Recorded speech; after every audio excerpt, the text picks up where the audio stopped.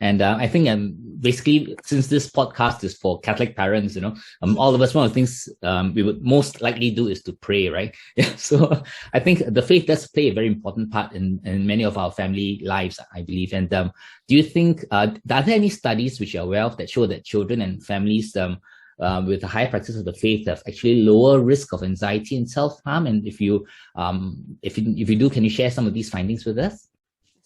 I don't have a lot of detail, but there is a study which is a meta-analysis of a number of various studies that they've looked all together to look at the different aspects of faith. So looking at just, religious faith, looking at self-harm as well, because we know some religions actually, against it's not a good word, but not for suicide and for good mental health. So but there are some studies that actually show that religious faith does act as kind of a support system in the sense that helps to prevent mental health, to prevent anxiety, but then not only that in terms of the prevention, but also in terms of managing it.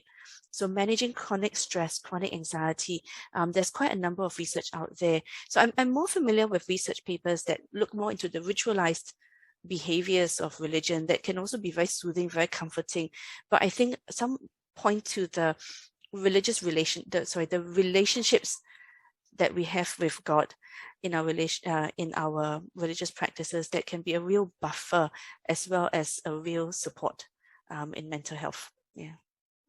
Yeah, I agree, because actually even in my own area of life in this area and parenting my kids when they were younger, quite often whenever issues came about and they were quite stressed by certain things and everything, they came to us, we said, let's talk about it. And after a while we said, okay, I think let's pray about it too, yeah? Because really there are so many things that we can't handle, to let the big boss guide us, we tell them. And that actually does help them as well, because they know that there's, in a sense, someone else in charge, and that they themselves are not the ones who are responsible for all the outcomes in their lives, but they just have to trust that, things will turn out well somehow. Yeah. Yes. Yeah, I think that really helps because, quite a number of people, they've come in and, they've gone for, like religious-based counselling as well.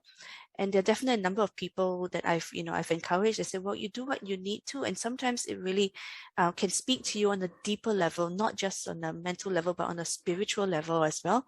And that, very often that seems to make quite a difference in terms of their recovery as well.